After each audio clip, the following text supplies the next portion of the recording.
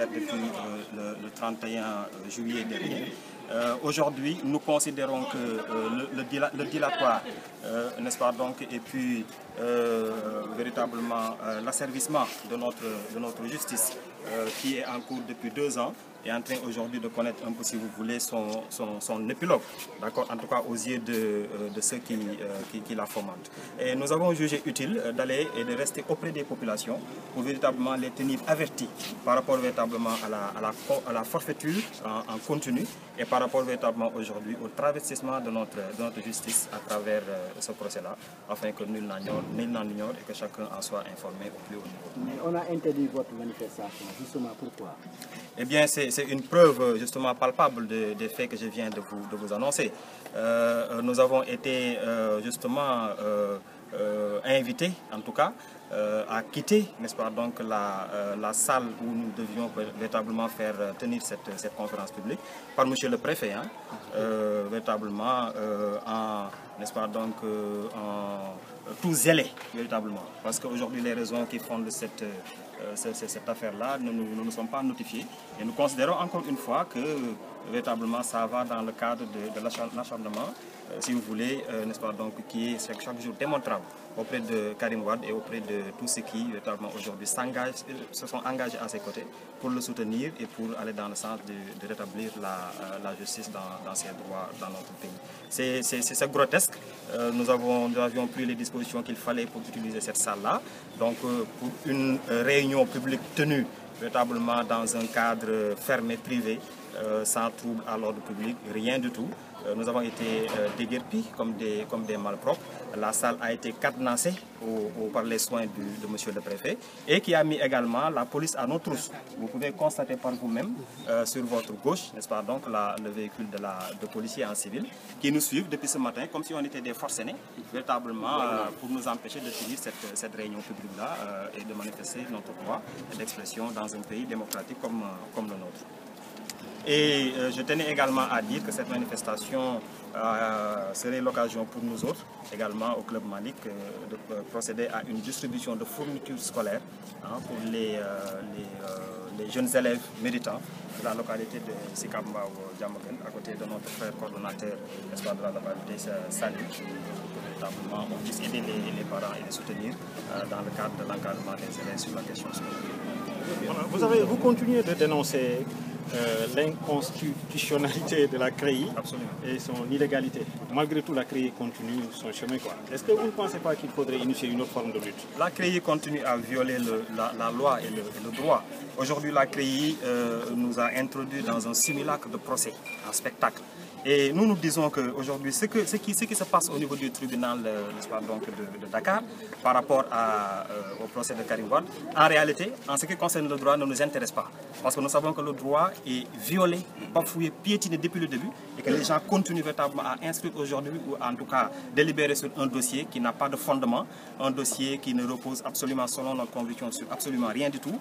Ils continuent aujourd'hui à s'acharner sur une personne qui ne relève pas de cette cour-là. Cette cour-là est une cour qui est anticonstitutionnelle, antidémocratique, une cour qui viole le b.a.-ba même du droit. Nous ne reviendrons pas véritablement sur le panel véritablement de reproches que nous avons contre cette cour-là. Donc c'est le théâtre en termes de justice qui continue d'être fait, d'être manifesté. Ça ne nous intéresse pas. Que demain Karim Wade soit déclaré coupable ou non de faits qui lui sont reprochés, nous disons que c'est une justice ridicule, véritablement. Et ça, c'est pour reprendre les mots de M. Abdou Latif Coulibaly, en son temps qui a été ministre de la bonne gouvernance dans ce pays et qui a dit devant l'opinion nationale et internationale que la justice de notre pays était une justice, un tantinet ridicule.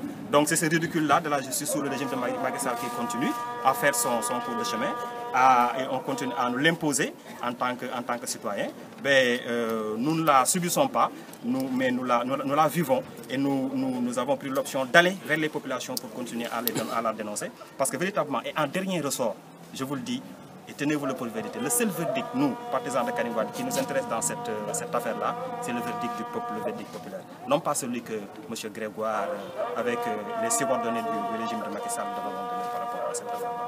Des animateurs d'autres mouvements qui sont pour la même cause, pour la libération de Karim, se sont battus entre eux. vous avez un commentaire à faire. Et puis pourquoi vous n'unissez pas pour une bonne fois tous les mouvements qui se battent pour la même cause? Écoutez, je suis désolé de constater qu'il y a des gens qui aujourd'hui travaillent aux côtés de Karim Wade et qui se battent entre eux. Nous ne pouvons que le regretter, le dénoncer et espérer que de telles pratiques ne se reproduisent plus. Et nous sommes dans un pays démocratique, d'accord? La liberté d'association est reconnue. Je pense qu'il est libre à chacun et loisible à chacun, véritablement, aujourd'hui de s'engager dans ce combat-là, que nous considérons noble du reste. En tout cas, pour ce qui nous concerne, nous, au club Malik Maki Libère Karim, nous ne faisons pas ce genre de comportement-là. La directive que nous avons prise est véritablement le comportement qui sied à notre statut. C'est celui qui nous réunit aujourd'hui et qui a véritablement tendance depuis le début à aller vers les populations, à les sensibiliser, à leur parler, à alerter l'opinion nationale et internationale. Parce qu'en définitive, c'est simplement ça qui compte et non pas autre chose. Un mot sur l'emprisonnement de Samuel Sarr. Eh bien, écoutez, nous dénonçons, nous sommes indignés, d'accord, que dans ce pays-là, on puisse, à partir d'un communiqué publié sur Facebook, faire l'objet d'une arrestation aussi arbitraire, détenue, pour, semble-t-il, offense à sa majesté. Parce que simplement, je pense qu'il faut qu'on le dise comme ça. Je pense que c'est des choses dépassées, ridicules. Quand on en parle même, vous-même, vous savez que c'est ridicule, dépassé. Et le Sénégal de l'indépendance à nos jours ne mérite pas un tel état de fait. Donc Samuel Sarr, c'est un frère, d'accord, c'est un compatriote. C'est quelqu'un qui a œuvré pour son pays, quelqu'un qui a quand même le droit, légitimement, de se prononcer, mais sur les 7 milliards de Macky Sall, et même peut-être plus. Il se susurre vraiment qu'il a un patrimoine hautement plus important que ça. S'il devait s'évertuer à arrêter toutes les personnes qui le diraient, je pense que je pourrais peut-être faire de l'objet d'une... voilà. Mais je pense que ça, si on devrait continuer dans cette logique-là, ce serait absolument ridicule. Donc nous sommes indignés et nous voulons aujourd'hui ici témoigner toute notre affection, notre soutien indéfectible à M. Samuel Sarr et l'encourager à sortir de ce moment. Bon, juste, j'ai une question par rapport aujourd'hui au procès de Karim Wade. On voit que de jour en jour, au fur et à mesure que le procès se tient, on voit aussi que vous baissez un peu les bras. Il n'y a plus cette mobilisation, cet engouement. Qu'est-ce qui l'explique à votre niveau? Surtout au niveau de la mobilisation, au niveau du tribunal. Oui, écoutez, nous avons décidé peut-être de laisser la place aux gens de la paix, qui sont peut-être beaucoup plus avides à venir véritablement, en tout cas, submerger le tribunal de Dakar pour huer Karim Wade et pour aller dans le sens, n'est-ce pas, donc, véritablement de perturber la quiétude du tribunal. Peut-être que nous sommes beaucoup plus disciplinés que ces gens-là finalement. S'ils veulent nous ravir la place auprès de Karim, s'ils veulent nous ravir la place dans ce procès-là et dans cette lutte, libre à eux. Mais ce qui nous importe à notre niveau, nous, c'est que, comme vous le constatez, nous sommes sur le terrain. Je vous dis, en réalité, aujourd'hui, nous rendre au tribunal ne nous intéresse pas. Parce que c'est une parole de justice qui s'y tient, d'accord, c'est une cour illégale, avec un procureur spécial très illégal, et un parquet très illégal pour un régime d'exception, véritablement, comme le régime de Macky Sall. Eh bien, donc, il n'y a pas de souci si nous quittons les gradins de la salle d'audience et que nous préférions nous rendre auprès des populations. Je pense que la stratégie ne peut pas être beaucoup plus concluante que cela. Parce que comme je vous l'ai dit tantôt, retenez-le bien, dans cette affaire-là, c'est le verdict du peuple qui nous importe, pas le verdict de M. Grégoire. Merci. Merci.